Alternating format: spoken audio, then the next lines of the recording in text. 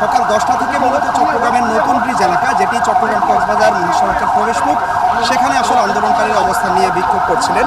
প্রবেশমুখটি আটকে বেশ জনদুর্ভোগ তৈরি হয়েছে আশেপাশে।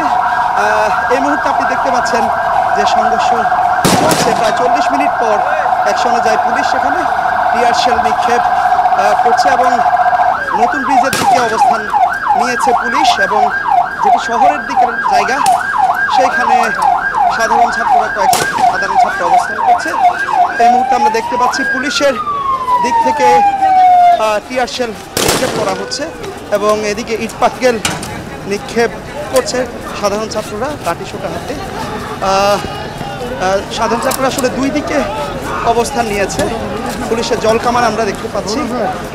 এই মুহূর্তে স্টুডেন্টদেরকে আমরা দেখতে পাচ্ছি ধীরে ধীরে পেছনের দিকে হচ্ছে এবং পুলিশকে লক্ষ্য করে সামনের দিকেও আগানোর চেষ্টা করছে এবং যাচ্ছে আমরা দেখতে পাচ্ছি। বেশ থেমে থেমে সংঘর্ষ আসলে এবং বেশ ভয়াবহ পরিস্থিতি বলা যায়। সব মিলিয়ে চট্টগ্রামের কথা যদি বলি, এই জায়গাটিতেই মূলত আজকে অবস্থান নিয়েছিল আন্দোলনকারী শিক্ষার্থীরা। আগেই ঘোষণা দিয়ে সড়ক প্রায় এখানে 1 ঘন্টা ধরে বন্ধ। এটি চট্টগ্রাম কক্সবাজার এবং চট্টগ্রাম থেকে বান্দরবান হয়ে যারা আসেন তারা এই পথ ধরেই আসেন।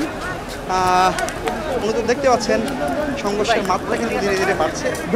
টিয়ার শেল নিক্ষেপ করছে পুলিশ, খুব একটা দাঁড়ানো যাচ্ছে না এখানে টিয়ার শেলের কারণ।